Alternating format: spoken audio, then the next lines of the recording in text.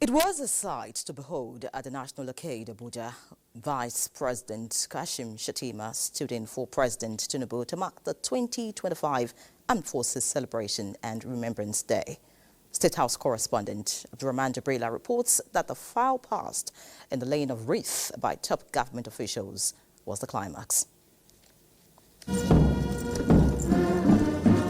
Vice President Kashim Shettima arrives at the National Arcade to honor the legacy of the fallen heroes who paid the ultimate sacrifice to ensure peace and security, then celebrating the living legends. Prayers were offered for the repose of the souls of the deceased and for continued peace and security to prevail in the country. And grant them the fortitude to stay strong and find solace in you. Bless our country, Nigeria, and unite us together. رَبَّنَا آتِنَا فِي الدُّنْيَا حَسَنَةً وَفِي الْآخِرَةِ حَسَنَةً وَقِنَا عَذَابَ النَّارِ. Common good of all. Lord, do not mark their guilt.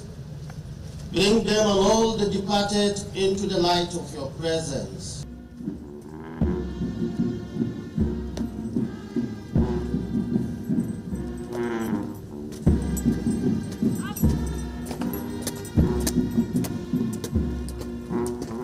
Laying of wreath led by Vice President Kashim Shettima, Senate President and the Speaker House of Representatives, Chief Justice of the Federation, Ministers, Chief of Defense Staff and Service Chiefs, and the Inspector General of Police, among others.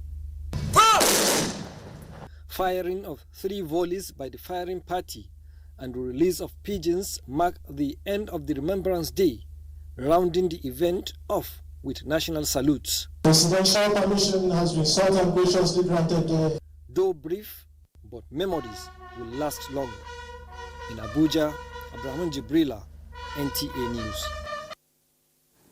Meanwhile, improved welfare packages for serving officers, commitment to service and impactful support for families of fallen heroes dominated discourse across arcades as the nation remembers serving and officers who paid the supreme price to protect the sovereignty of the nation.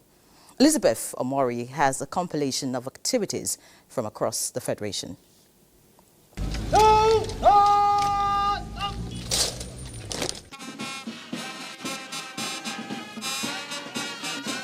Is to keep the memory alive and kind of mark the memory of the fallen heroes and celebrate the armed forces generally. This is the culmination when Mr. President launched this emblem that Nigerians should also contribute because those people left people behind. They have widows. So a lot of us, we should take some of the children and be responsible for some of their things. The celebrations are very important to tell everybody around that yes, we are proud of our fallen heroes. I therefore charge you all to be vigilant. Say something whenever you see anything strange within your vicinity. Let us remember our commitment to the values and patriotism, loyalty and sacrifice for which the Nigerian armed forces are known. There's need for the government and people of this state to continue to support the widows and the widowers so that they can continue to be felt in the system. Despite the many threats and challenges faced by the nation at different junctions, the armed forces have remained a great shield that has consistently fought against any threat to national security. We want to reassure their families that they will not be neglected. Whichever way we can support them, we continue to support the widows and also those in the forefront today. It shows that Nigeria cares, our people cares. We are encouraging them to stand firm and to stand for our country, Nigeria. Those who have decided to dedicate their lives in service of fatherland and who have paid the supreme price in the service of same, they deserve remembrance. Let us endeavor to build a Nigeria that is deserving of their sacrifices. A Nigeria that embodies justice, equity, and peace. Together, we must promote national unity, foster economic growth, and create opportunities for all Nigerians.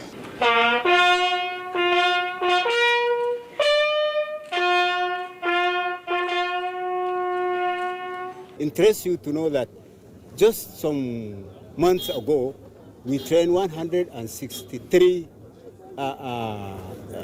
orphans to be our security outfit, that is Corps of Commissioners.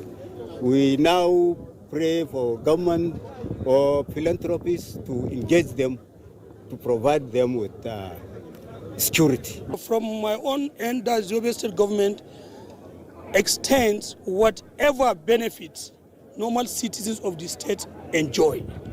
And apart from that, His Excellency has announced that there will be scholarship for children of fallen heroes who are indigenous of Yobe State. Security, lives and property is a collective action. Each person has something to do. What I'm calling for the federal government and the state government to support us, because most of us, we have getting all.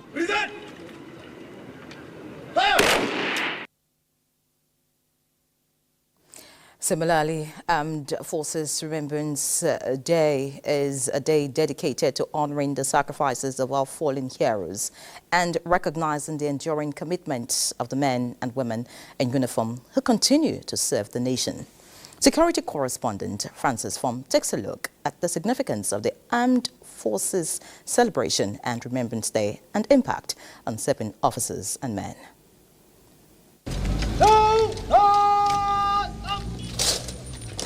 January 15 is commemorated as Armed Forces Remembrance Day in Nigeria, a day set aside to honor the sacrifices of the country's military personnel. The date is highly symbolic, marking a turning point in Nigeria's history. Originally, the day was celebrated on November 11 in alignment with global observance of Armistice Day, which marked the end of World War I. However, in 1970, Nigeria officially moved the commemoration to January 15th. This decision was made to reflect a significant national milestone, the end of the Nigerian Civil War, also known as the Biafran War. The war, which lasted from 1967 to 1970, resulted in immense loss of lives and property. The conflict ended on January 15, 1970, with the declaration of a no victor, no vanquished policy, symbolizing unity and reconciliation for the nation. Since then, January 15th has been a day to honor not only to those who fought during the Civil War, but also all members of the armed forces who have laid down their lives in service to the country. It is a time for reflection, remembrance, and gratitude for the sacrifices made to uphold Nigeria's sovereignty, peace, and security. For serving personnel, Armed Forces Remembrance Day is a morale booster. It acknowledges their sacrifices. This recognition fosters a sense of purpose and pride among the ranks. To remember those who have fallen in the course of providing what's called national contribution towards nation building, protection of territorial integrity, projection of Nigeria's name at different levels. So all of them are being celebrated, and those who have paid the supreme price are being remembered. I lost my father in the Civil War while I was a kid. So every year that they are marking the day for celebration of, in remembrance of armed forces, it struck my mind. The day also amplifies calls for better welfare for serving and retired personnel. Inclusion of the Nigerian Legion in the budgetary allocation of government is very necessary, so that we can key in also where they can look at our requirement, and then whatever they approve, given to us, we come back and now look at it based on requirement received. We also disburse Advocacy groups are urging the government to improve housing, healthcare, and post-service benefits to ensure our armed forces receive the care they deserve. If there's any social benefits that they can do for such families, government should be able to at least appreciate in that regard. I am calling on stakeholders in general. It's not only government alone. We should be talking about NGOs who we support in kind of this vulnerability of families that have lost their loved ones. The day is marked as a solemn ceremony. It also serves as a reminder of the need for peace, unity, and support for the armed forces. Francis from NTA News. Meanwhile, stakeholders in Nigeria are advocating a comprehensive policy that prioritizes the welfare of soldiers, including those serving, retired, fallen heroes, and the ones they left behind. This call to action coincides with Nigeria's celebration of the 2025 Armed Forces Celebration and Remembrance Day, as the proposed policy aims to inspire loyalty, commitment, and patriotism among soldiers by addressing their overall well-being. Lekon Agbonde has all the details. Different categories and generations of heroes who expended their sweat and blood for the protection and sustenance of Nigeria's national territorial integrity. Millicent Francis, a 34-year-old mother of 2 children, became widowed in 2013 when her husband got shot during a rescue mission of the kidnapped Chibok girls. So he died 2013. Then I was pregnant. I was 2 months pregnant for my second daughter. I lost my husband in 2014, and it has not been easy, but we thank God for everything. And I'm having 4 children, so I've been catering for them since then. At least I'm able to raise 3 of them from the university. At least I could remember my father died when I was in primary 4 then. So my mom has been the one catering for me and my siblings. So, and I finished my university and my secondary school 2019, and I've been at home since. I wouldn't say all is well, but there are some of us that they have the grace of God that are doing well. We need money to trade. Many of us, our children has graduated, no work. So we are appealing to the government to help us. In Abeokuta, Lekon Agbonde, NTA News. And still talking about the Armed Forces Celebration and Remembrance Day, I have with me in the studio General Garba Wahab, the DG Army Resource Center on Nationwide Security Operations. Many thanks for joining us, General. Thank you very much. Before we get into the questions, watching all these stories, how does it make you feel as a retired military man? Thank you very much. It's a day that most of us sit down, we look back and give praise to God, because if you're alive, it means you've been able to come out well and doing well. Well, a lot of our colleagues have lost their lives. A lot of them are amputated. They can't move around. So much to be grateful to God if one is alive. So of course, there's mixed feelings for you. Now let's get into it. Yeah. How is the morale of today's military personnel in the face of various operations across the nation to protect the nation's internal security and territorial integrity? Well, I could say high, because somewhere along the line, a lot of things, a lot of improvement is coming into provisions, but so much still needs to be done compared to what's available in the past. So as we move on, and so much is being done, so, of course, the morale is high, and the chief, and alongside other services and the CDS, are out there demanding the best from them. Of course, we have no other country. This is our country. And everybody has decided to join up. And if you are in, there's no need to look around, to look aside. The best is to do the best and get the country safe and secured. Talking about being the best, now for these men who move towards danger when others are running away from it, facing bullets to protect others, would you say that the welfare package for serving and retired officers is worthwhile? It's not enough, it's not well, it's not okay. But like I said, it's a bit better compared to what was obtainable in the past. Let me give you an example. 2013-14, if a soldier dies, Even an officer, the maximum army headquarters, for instance, our chief of administration will give is 50,000 for the burial expenses. It can't even buy a coffin for those who have to buy a coffin. But today, everything has been moved off. There is what we refer to as MAFA, the financial administration, and a lot of improvement in all those things, even for those who are retired, even though it can't be enough, because you have to compare somebody losing his life and being alive. So if you want to appreciate, you need to appreciate people for being alive, not only when they're dead. And that's why it's celebration and remembrance. Celebrate those who are still alive. Encourage them to give their best. And then remember those who have lost their lives. Now, talking about celebration of those who are alive, we've had reports of widows of fallen heroes struggling to take care of their families. Some of the children drop out of school, like you saw in one of those reports, for lack of funds. Is there any plan for a special scheme for this vulnerable group? Yeah, there are so many welfare schemes available. Like I said, no matter what you do, it will not be enough. The system caters for a specific number. Like, for instance, maximum 4 children per soldier or per personnel.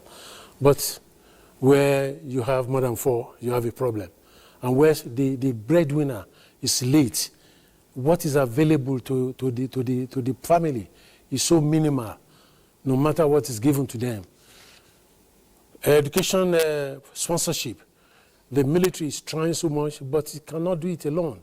Because what is happening is that a lot of people feel, after all, people are paid salary, and the military can take care of their personnel.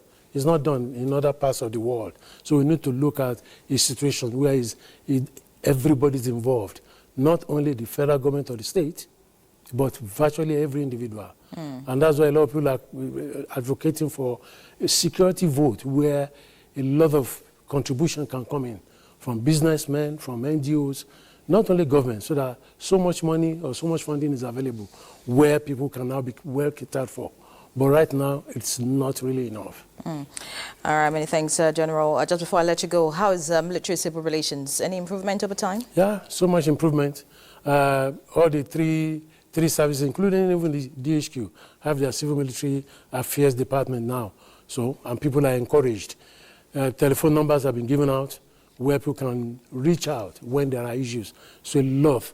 And even at the center, we try to encourage civilians to come around.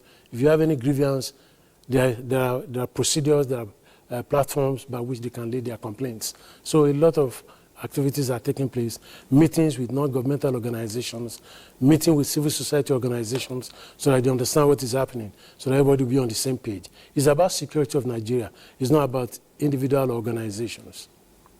All right, many thanks, General Garba Wahab, retired. Wish you all the best. And many thanks for joining us on News Extra tonight. Thank you very much.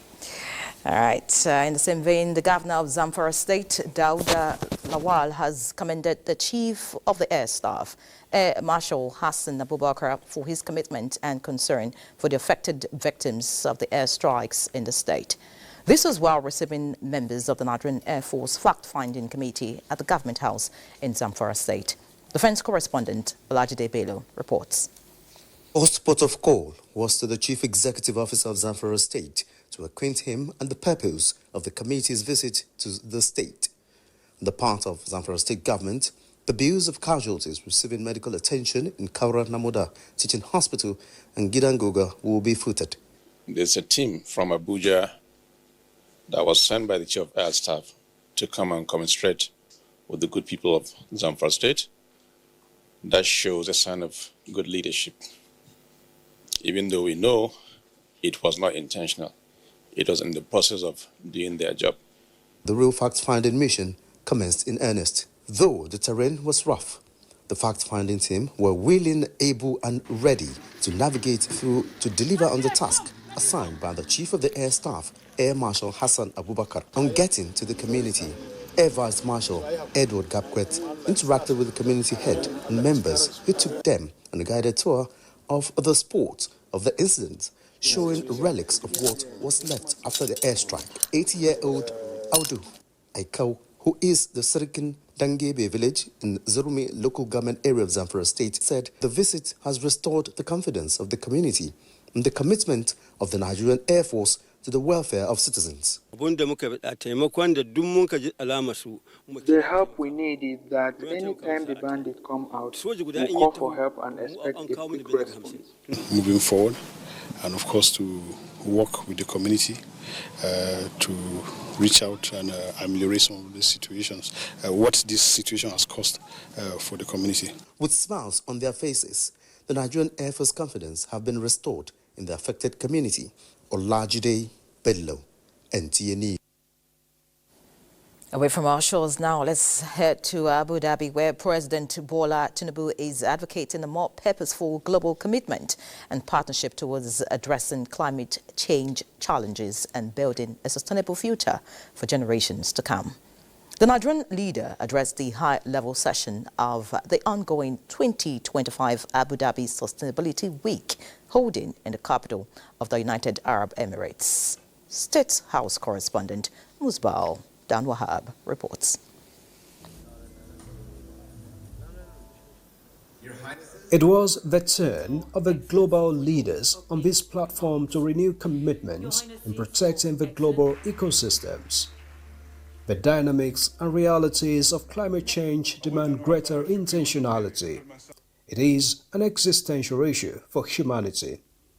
The founding fathers of the United Arab Emirates have explored and demonstrated possibilities and are driving the mandate through international collaboration to supercharge sustainable progress across the world. Your Excellency, the stage is yours.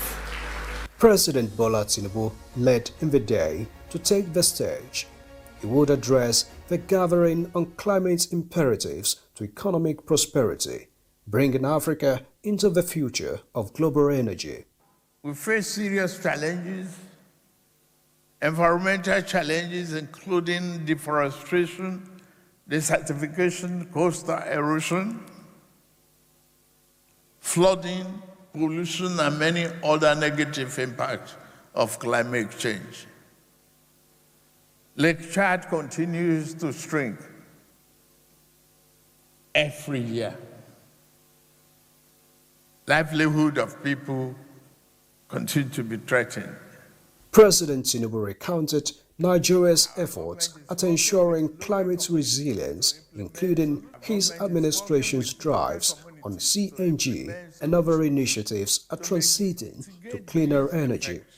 But he acknowledged the enormity of a climate change manifestation in Africa, which he said requires greater international partnership. To promote a green economy in Africa, we must focus on integrating sustainable practices in all sectors of our economy. These investments are capital intensive in nature, and it required international support from partner countries, including multinational organizations. Our aspirations for sustainable and inclusive blue economy are not just for ourselves. They are for the generations to come and for a healthier planet. The future of energy transition and digitization will thus depend on our ability to strike a balance between sustainability and innovation. We need a device-balanced energy mix based on the technologies we have in place, those we are experimenting with, and those yet to identify. While advancing care for the earth through technological progress, the summit is equally aiming at unlocking a potential $10 trillion economic transformation opportunity therein. In Abu Dhabi, Musbao and Wahab, NTA News. This is News Extra. More to come after the break. Please stay with us.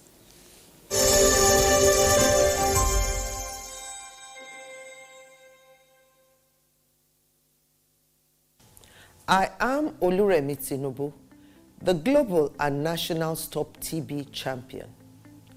Many people have asked why I've chosen to champion the fight against a disease like tuberculosis. My reason stems from a deep personal experience.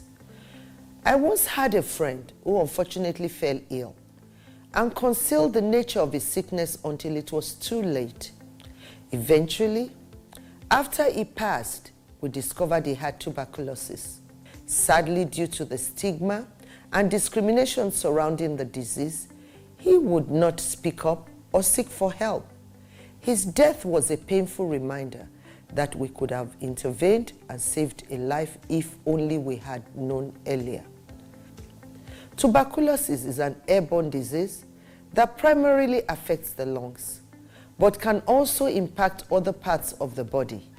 Being airborne means anyone, regardless of their social economic status, can contract it. In Nigeria, 1 person dies of TB-related illness every 7 minutes, amounting to 206 deaths every day.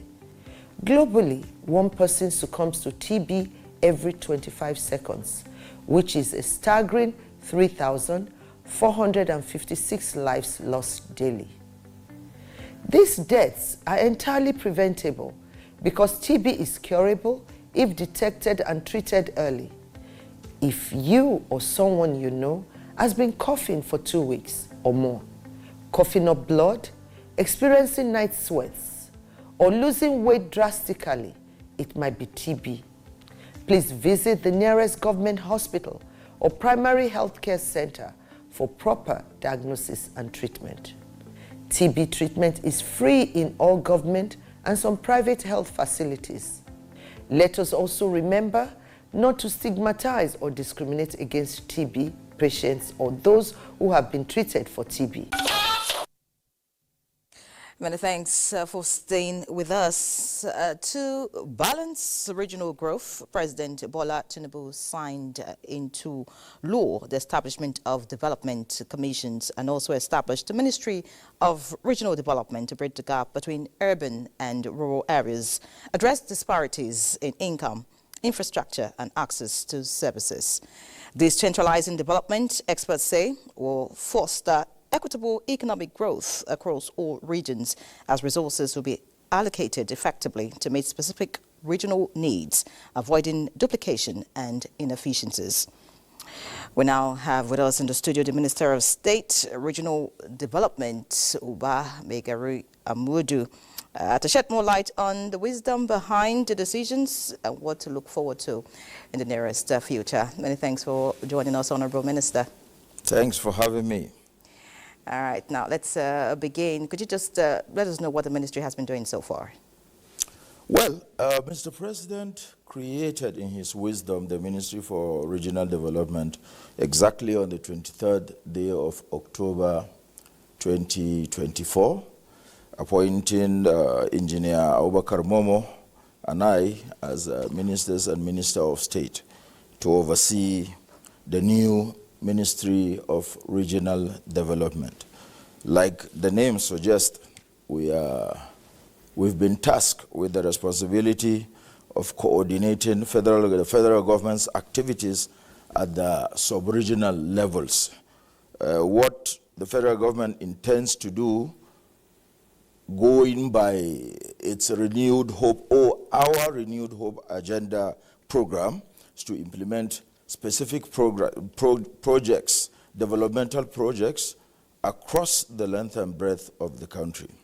You will agree with me that the federal government has been having gaps here and there, especially in implementation of its projects and programs down to the subnationals level and, of course, the local governments.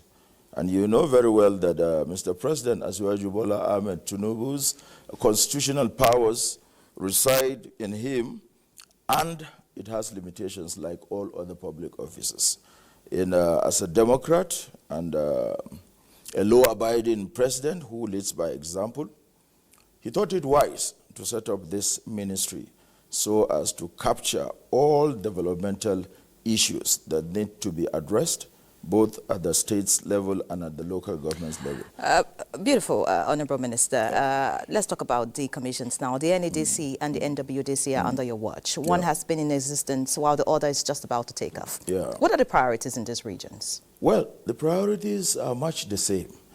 For the NEDC, you know its history. It was created by late President Umaru Musa Yar'Adua, and you know the reasons not to waste too much time. that gave birth to or necessitated the creation of the NEDC, of the NDDC. Issues in the Niger Delta, the creeks, and the attendant problems about meeting our production quota, and issues like that.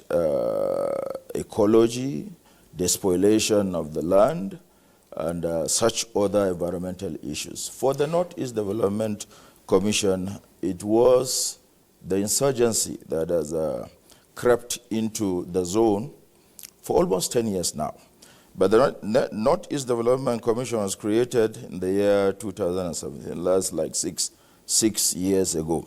So the priorities, like I said, for the Niger Delta Development Commission is very clear, addressing environmental issues and uprising, so to speak, by the restive youth in the community. Thank God all those issues have been dealt with. For the Northeast, it's been quite hectic, from insurgency to issues about resettling inhabitants, taking care of people in their farms, their homes, despoliation of the land, destruction of infrastructure, roads, bridges, schools, and hospitals. We've had to deal with these developmental challenges, albeit. All right, but what would be the focus in the Northwest Development Commission? You've talked about the NEDC. Yeah. I was trying to ask about the Northeast Development Commission and the Northwest Development Commission. You've told us about the NEDC. What about the NWDC? What's the focus there? The Northwest, like I said in the beginning, all the regions have peculiar problems.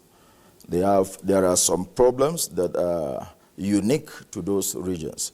For the Northwest, I believe, like most of us out there do, that right now, the most pressing of issues for the Northwest is security, access to infrastructure. Of course, when there is a breakdown of law and order, like we've seen in those areas, ungoverned areas where the bandits, thank God, the military are doing their best and they're stemming the tide. But for those areas that are relatively under those people, we'll need to flush them out. So you see that there's a security component taking charge of that to make sure that citizens live peacefully in their places. That means the ministry will be partnering with other ministries. Definitely. In that regard. Our mandate requires that you partner with the states. You cannot walk into the state and start.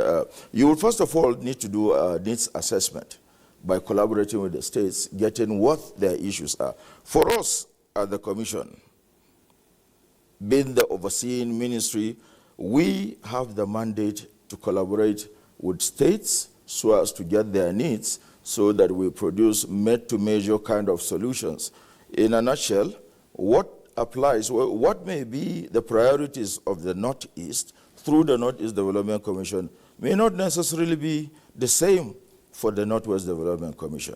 But basically, being from the North, there are areas where they have similar, like areas pertaining to agriculture, access to land, water management, creation of development of dams, canals, and such other sources of water to bring farming, modern and smart farming, to communities in these ravaged areas. Beautiful, Honorable Minister. Now, from what you said, every region has its peculiar needs. Now, two regions are yet to have development commissions.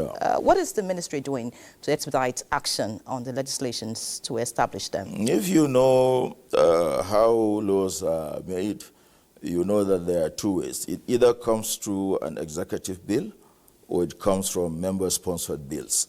So I don't want to preempt the system or what's in the pipeline.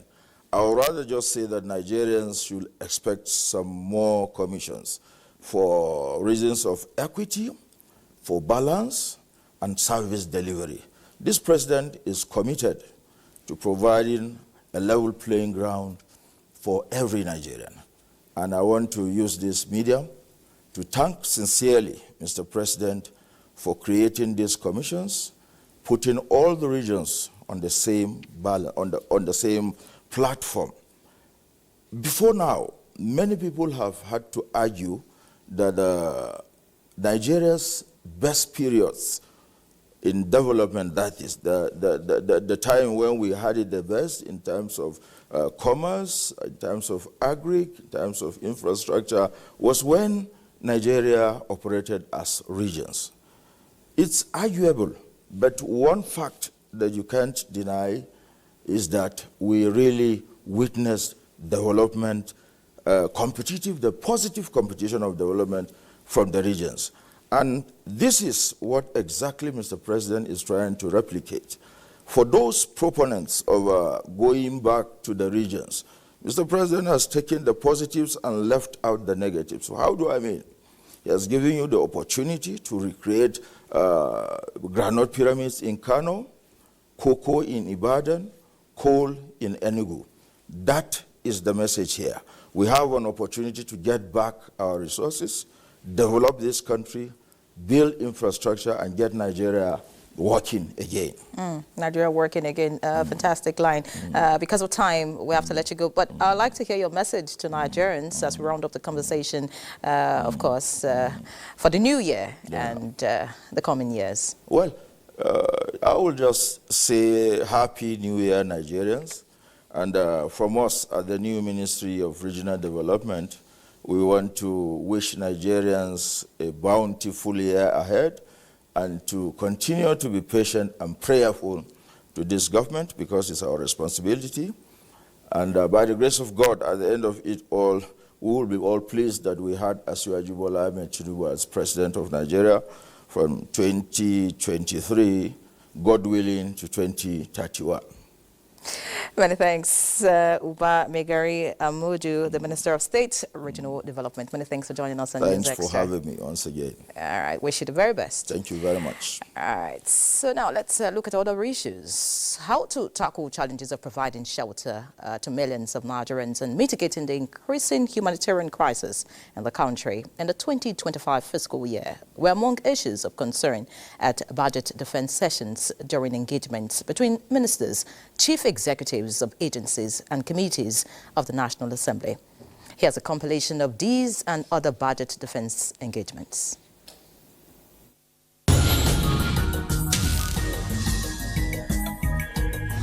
Budget defense sittings progress with the Minister of State Defense seeking an upward review of allocations from the Senate Committee for Efficiency at the ministry. We have headquarters and civilian personnel units are unable to meet their obligations, resulting to the accumulation of debt on services and staff entitlement.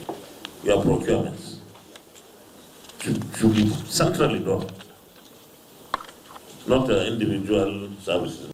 Minister of State Housing told the Senate Committee on Land, Housing and Urban Development that the sector needs huge investments to meet the shelter needs of Nigerians. Renewed Hope Agenda Housing Scheme and Cities Program is the current administration transformative developmental agenda aimed at addressing housing needs and social inequality by providing a broad range of affordable house ownership options in Nigeria. Our deliberations today will not only focus on the ministry's proposals, but also extend to the performance review of internally generated revenue budgets of the invited organizations. The budget envelope for the National Emergency Management Agency was rejected by the Joint Committee on Special Duties as it was inadequate to effectively manage the recurring disasters in the country. We had proposed about 30 billion, and this is in order for us to be able to expand our operations, but we got a total, and that's for the capex, but we got a total of 1.7 billion. There was meager allocation to this humanitarian agency. Those in support of this prayer say aye. Aye. Senate Committee on Tertiary Education and Tech Fund, House Committee on University Education, and House Committee on Labor also hosted agencies as the scrutiny of the 2024 budget performance and the 2025 budget defense continues. The energy issue which we have discussed, most of the polytechnics, federal polytechnics were completely cut off. There is need to look how best we can engage the critical stakeholders. You have fixed amount and whatever you need must come from that envelope. These infractions have two sides: those dealing with the Constitution and infractions as they relate to the Appropriation Act. Our recommendation has been submitted to the appropriate offices for approval.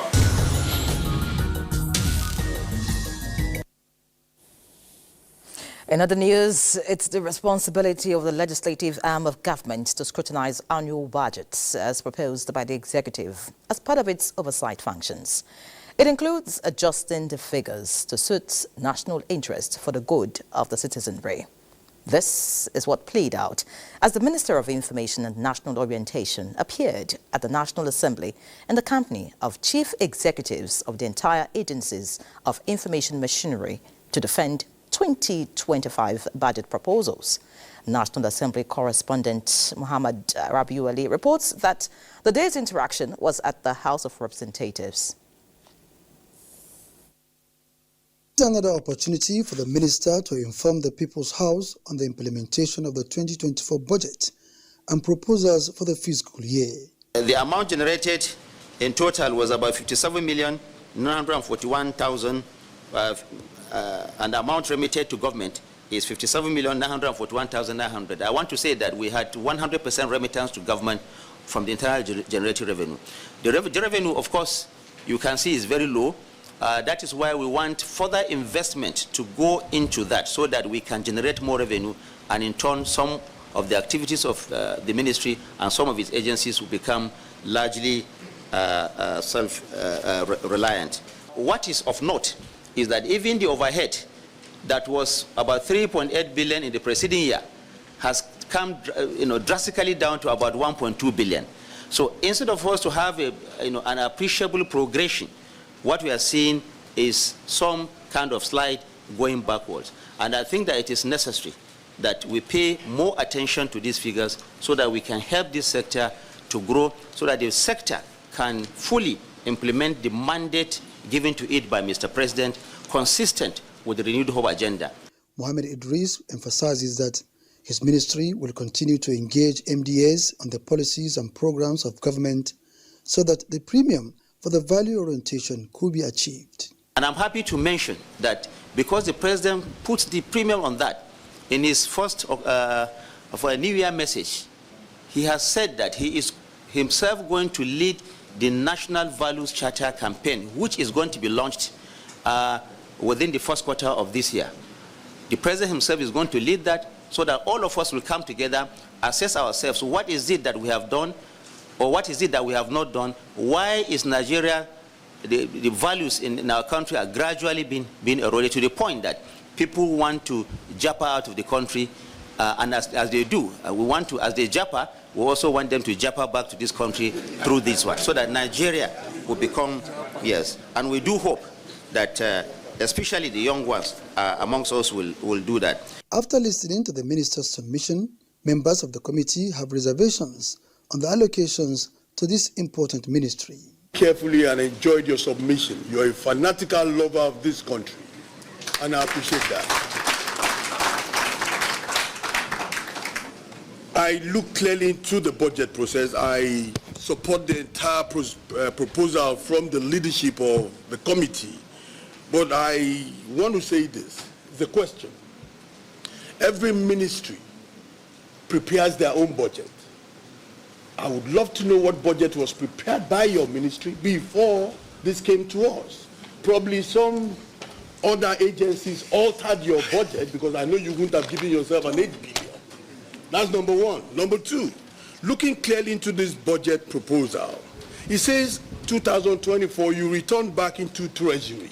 This is something that you see happen in Western worlds. That's why I said for your ministry you must be one of the finest ministers you have in this country.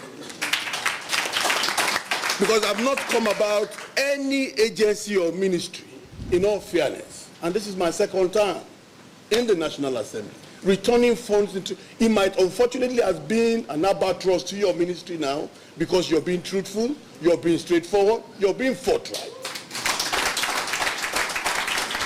And this should not be seen as an albatross to allow a budget of meager 8 point something billion come to your ministry. I stand and adopt the resolution made by the committee leadership that this be rejected. Most of us have traveled out of this country. We have seen the image of this country being portrayed outside. You are the image maker. Believe you me, I know you have that zeal. This is not my first interaction with you. This is probably the second or third. I can say how fashionable you are in trying to move the image of this country. But please, don't be bothered with this meager budget to kill your morale in making Nigerian people proud of you. 8.9 billion is grossly inadequate, even apart from the overhead, that is the staff salaries of 3-point-something billion, 5-point-something billion, you are left with only 1.2 billion to do all what you intend to do. We talked about the values of those days of Nnamdi Azikiwe, Awolowos. These days is total departure from what we used to have those days. These days you have the issue of the get rich quick syndrome, whereby every youth wants to get rich overnight. And this is the work of the NOA. They are supposed to educate the youth about the ease of those kind of behaviors. Like you talk about kidnapping, ritual killing, the issue of Yahoo is the work of NOA. You understand? So we need to reorientate our youth on the core values of even hard working. All this, you still need money to do that. So that's why I want to also support my colleague that we are going to make a case for you to up your budget in this 2025. When they give you envelope, you have a plan, and that envelope limits you on the plans you have, then what is the future of the nation? It's right time and right time. We, the either chairman of the committees or National Assembly, should stand up and defend Nigerians. Because if they are coming on their own with maybe discussing as a parliament before bringing their budget, because it's a proposal, they're supposed to work with the committees, okay? And at the end of the day, you bring your problem, we look at it, then we can make a case. We are not happy that you have this meager amount to do your work for 2025. So I rise to support my chairman, and we are speaking on behalf of this committee that we are rejecting this budget proposal for Minister of Information. The chairman of the House Committee speaks. The proposal for the capital is being rejected by this committee, while other proposals are accepted. And that is what we are going to do. We are going to work hand in hand with our Senate counterpart to ensure that the right thing is done. This is the first time both chambers are on the same page in rejecting proposals of the Federal Ministry of Information. From the National Assembly, Muhammad Rabiu Ali, NTA News. And reports just reaching us says the House of Reps Deputy Chief Whip Adewumi Onanuga is dead. He died after a brief illness. We'll now take a break. News Extra continues in a moment. Stay with us.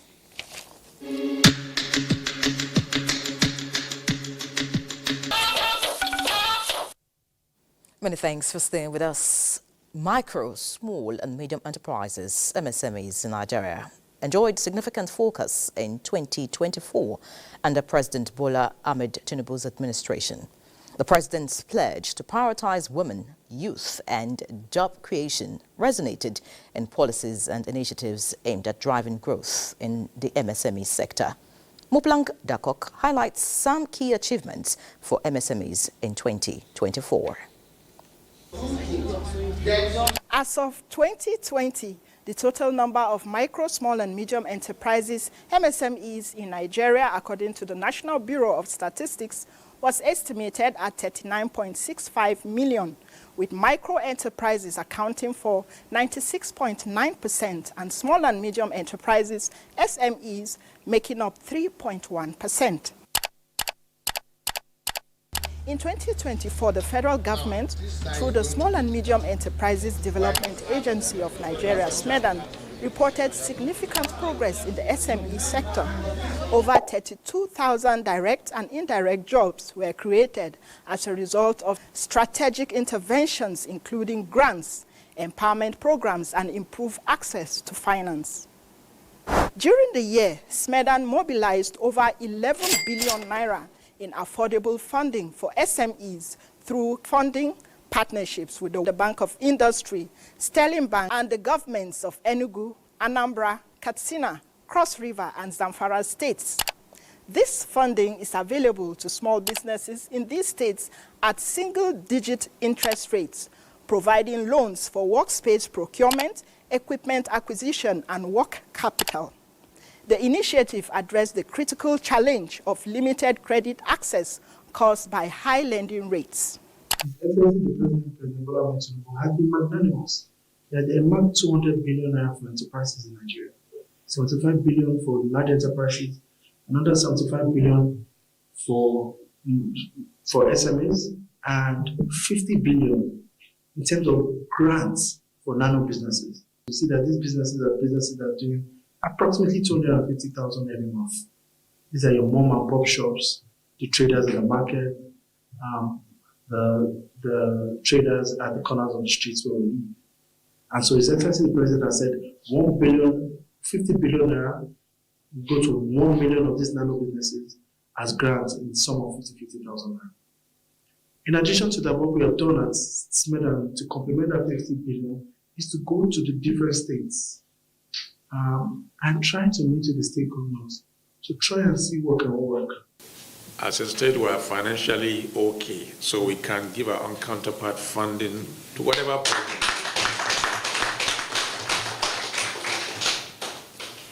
So the ball now is in your court, because we'll continue to push you until we get what we want. And I believe together we'll make a difference and we'll make Nigeria great. In October 2024, at the National MSME Conference and Awards held in Abuja, SMEDAN awarded 10 million naira to top 3 winners of the SMEDAN pitch competition. Additionally, an estimated 3,000 small businesses from across Nigeria participated in the largest national MSME conference, where they engage with key stakeholders from government and the private sector. A CNG conversion and training center was launched for MSMEs. This initiative aims to reduce transportation costs for small businesses and train skilled technicians across the value chain. We're unlocking funds for the small businesses, we're helping them with guidance, we're helping them do opportunities, and we're supporting their workforce. The continued collaboration between SMEDAN and its partners will play a pivotal role in realizing the full potential of Nigeria's MSME sector. Many thanks, Moplang, for that update. We have more business news, but Benny Adams has this. Benny. Thank you. And now talking more business, we go to inflation, where latest figures from the National Bureau of Statistics show Nigeria's headline inflation experienced slight increase, reaching 34.80% in December 2024. The NBS says this marks a marginal rise of 0.20% from November 2024's rate of 34.60%, primarily driven by increased demand for goods and services during the festive season.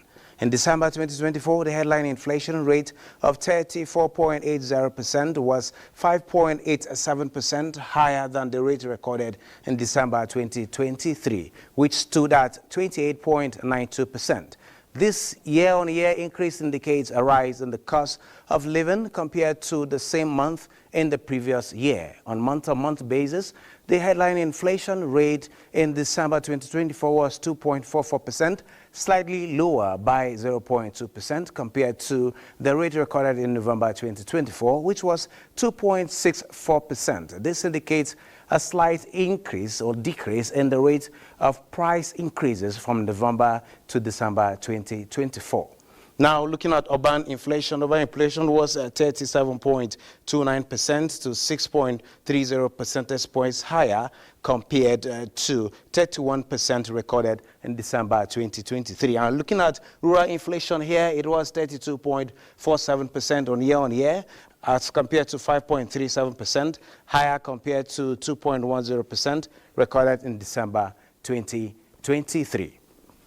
Now, partners in NCC partners, NCC FCCPC, where a memorandum of understanding has been signed to protect Nigerians. The Federal Competition and Consumer Protection Commission has signed that memorandum with the NCC with the view to ensure that patronage Nigerians are protected from exploitative practices in the telecommunications sector, as well as foster economic growth through regulatory collaborations, enhance market efficiency, and prioritizing consumer welfare. 2018, which explicitly provides for cooperation and collaboration between the FCCPC and other sector regulators.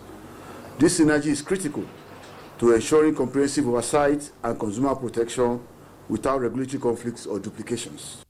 By aligning our efforts, the NCC and FCCPC aim to avoid regulatory uncertainty and create clarity for the benefit of all stakeholders in the communications sector and in furtherance of their joint responsibility to ensure the realization of the federal government's ease of doing business objectives. Now looking at global stocks today, from Europe to Asia, America and Africa were relatively on the gain side, except for Nigeria that closed in red for the fourth consecutive session, with the all-share index down by 1.47% at 102,095.95 basis points from 103,622.09 points recorded on Tuesday. Univenture was the most traded stock by value with 70.31 million units traded, while Boa Foods was the most traded stock by value, worth 2.52 billion naira. And for South Africa, JSE Top 40, which is the biggest in Africa, the market is positive with 1.84%. And looking at Tunisia, Tunisia's Tune Index is 1.11 percentage point increase at the end of a transaction today. Well, Ienre, this is the much I can give you on business today, but do keep a date with us for a fresh episode tomorrow, fresh edition of Business Update. Well, thanks, Benny, for those numbers. I sincerely appreciate you. All right, now let's see other news. Electricity is the lifeline of any economy. Road, on the other hand, attracts development. So this explains how critical the two projects are to the growth and development of the society. Now, the residents of Abuja are caught in between the two needs, as road and power projects are ongoing concurrently, and respite seems to be in the offing for timely completion. Joshua Ojito will feed us. Abuja is expanding, and there is growing demand for infrastructure. And the Federal Capital Development Authority says it is addressing this with the dualization of Apo-Karshi Road, with work in progress.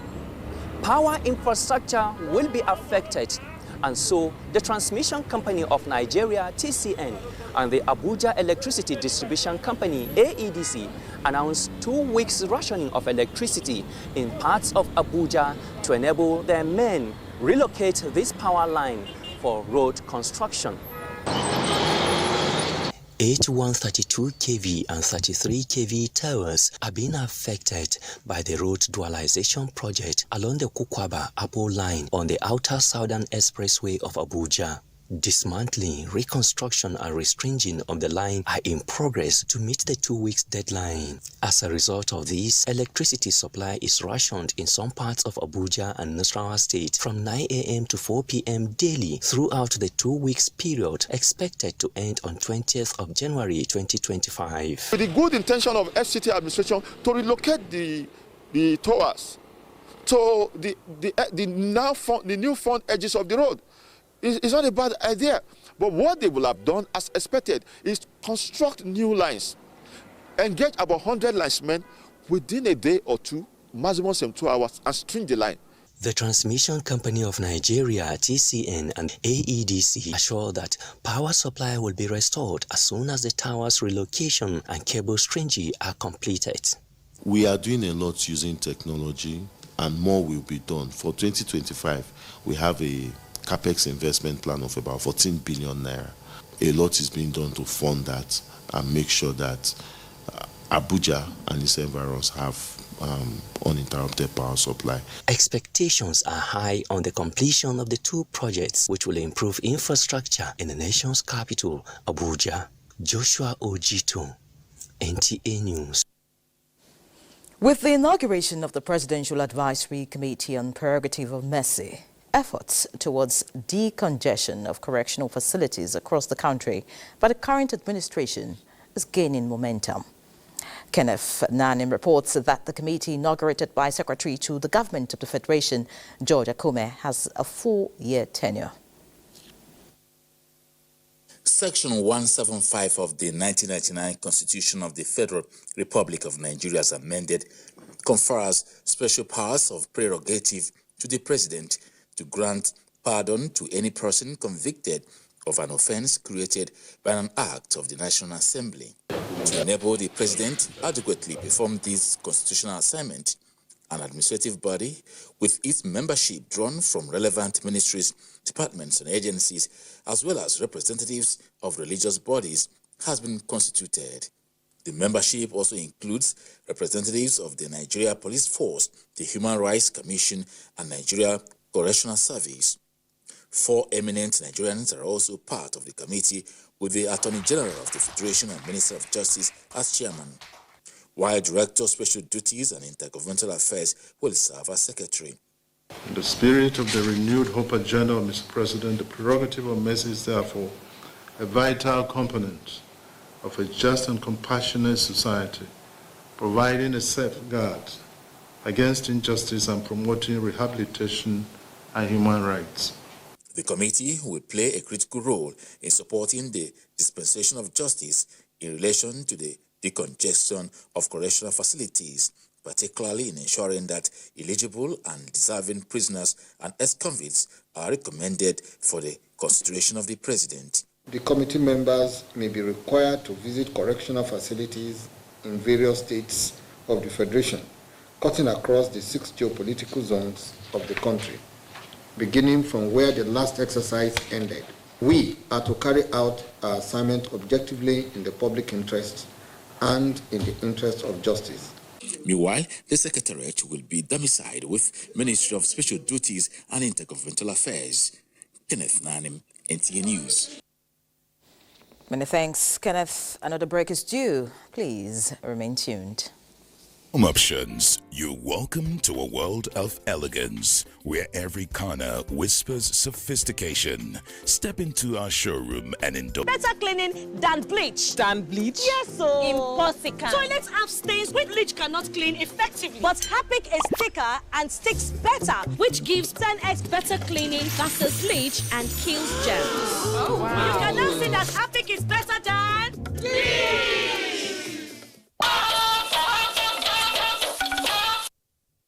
Thank you for remaining with us. An intellectual discourse was held at the Sir Abubakar Tafawa Balewa tomb in Bauchi as part of activities marking the 58th year's death anniversary of the first Nigerian Prime Minister. Abdullahi Aminu reports that the annual memorial lecture is aimed at inspiring future leaders to emulate his commitment to nation building and ensure continuation of his legacies.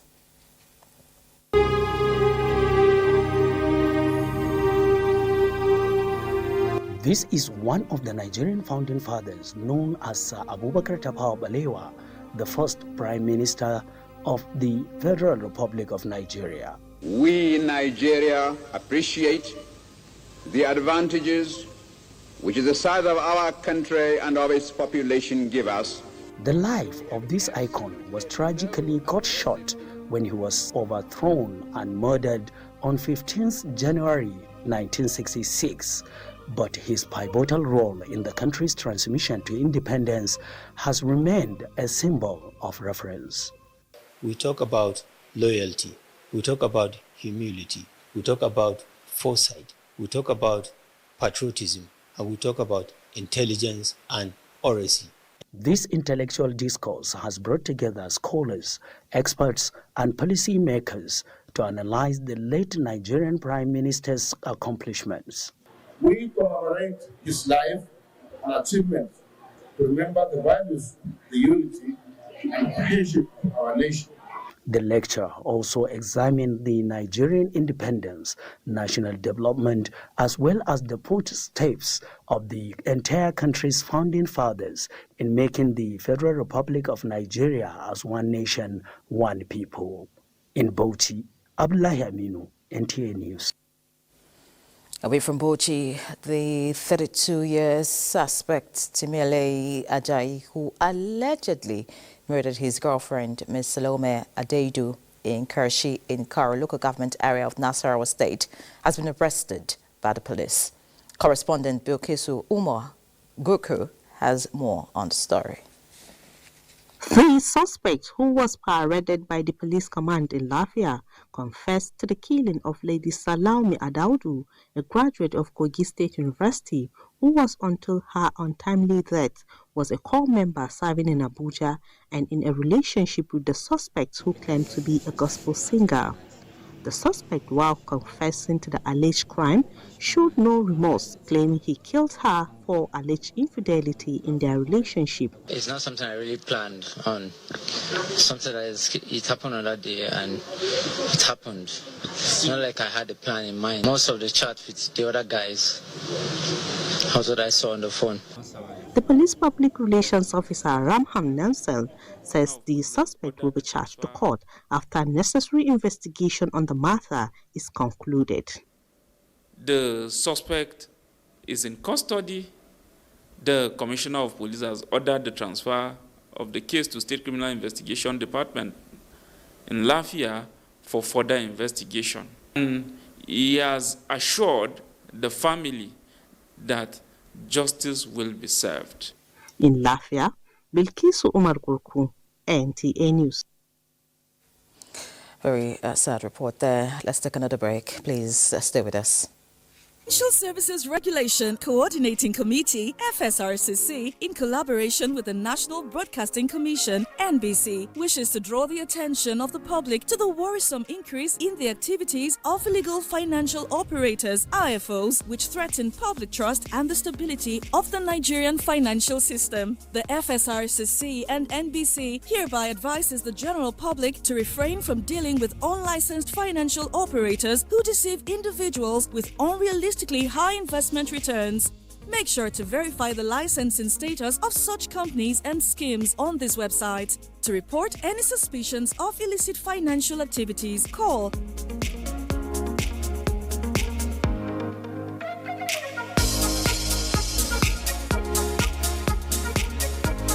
Let's work together to uphold the integrity of Nigeria's financial system. Announcer, FSRCC. The energy is good.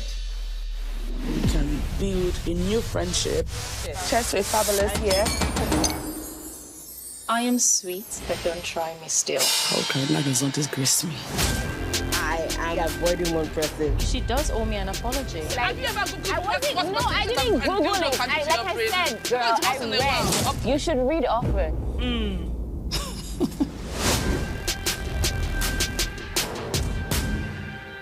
Nigeria is a country blessed with a rich history, diverse culture, abundant resources and talent, with a population of over 200 million people and the largest economy in Africa. Despite this potential, Nigerians and the Nigerian economy has been denied the gains and benefits in the advertising industry due to importation of foreign adverts, talents, and offshore production of advertisements. Our local talents hold the key to unlocking creativity, innovation, and entrepreneurship in the country. An empowered advertising industry will have far-reaching economic benefits. The Advertising Regulatory Council of Nigeria, ARCON, is embarking on a series of reforms by creating an environment that values and supports local talents and businesses. Nigeria can tap into this immense potential and become a leading player in the advertising industry on a global stage if we all join hands to support and nurture local talents.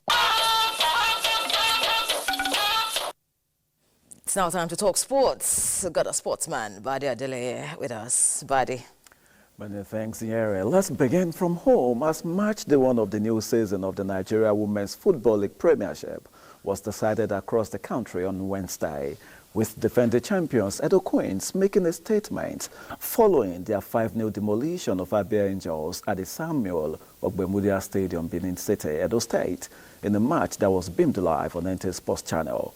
It was also a goal fest in Lafayette as Robo Queens thrashed Benue Queens 5-1. In Ayingba, Remo Queens defeated Confluence Queens 3-1. In Yenagoa, Bayelsa Queens left it late with a 1-0 win over Delta Queens, while in Port Harcourt, 2 own goals decided Reverse Angels' 2-1 victory against Ibom Angels. And to the continental level now, where home-based Super Eagles of Nigeria have been drawn in Group D of the 2024 African Nations Championship, popularly known as CHAN, to be co-hosted by Kenya, Uganda, and Tanzania in August. The Eagles have been pitted against Senegal, Congo Brazzaville, and Sudan. One of the host countries, Kenya, are in Group A with Morocco, Angola, DR Congo, and Zambia. Another joint host, Tanzania, Madagascar, Mauritania, Burkina Faso, and Central African Republic, are in Group B. Uganda, the third host, will confront Niger Republic, Guinea, and 2 wildcard holders to be determined by CAF in Group C. And of course, let's let you know that Jack Draper advanced into the 3rd round of the Australian Open after digging deep to overcome Tanasi Kokinakis in thrilling 5 sets to reach the Australian Open 3rd round. Draper, seeded 15th, has been dealing with hip injury, but came through to win 6-7, 6-3, 3-6, 7-5, 6-3. Elsewhere, Novak Djokovic has surpassed Roger Federer's all-time record for the most singles matches played as he reached the 3rd round of the Australian Open. The 37-year-old was made to work hard on his 430th Grand Slam singles match, but emerged triumphant, beating qualifier Jamie Faria 6-1, 6-7, 6-3, 6-2. Meanwhile, in the women's category, 3rd seed Coco Gauff overcame nervy moments against Jodie Burrage to advance in Melbourne after winning 6-3, 7-5. And of course, let's quickly update you when it comes to trending results now in the English Premier League. Newcastle, as at the last time we confirmed, were leading Wolverhampton Wanderers 1-0. Everton, they were losing 1-0 to Aston Villa, and of course Leicester City losing 2-0 to Crystal Palace, while Arsenal have been able to get 2 goals against Tottenham to make it 2-1. And of course, you could expect the result to change. That's a bit on sports. Let's now return to Ienre. Many thanks, Badi, for the update. All right, so that's it on News Extra tonight. Many thanks for being a part of it from the entire production crew. Have a great night.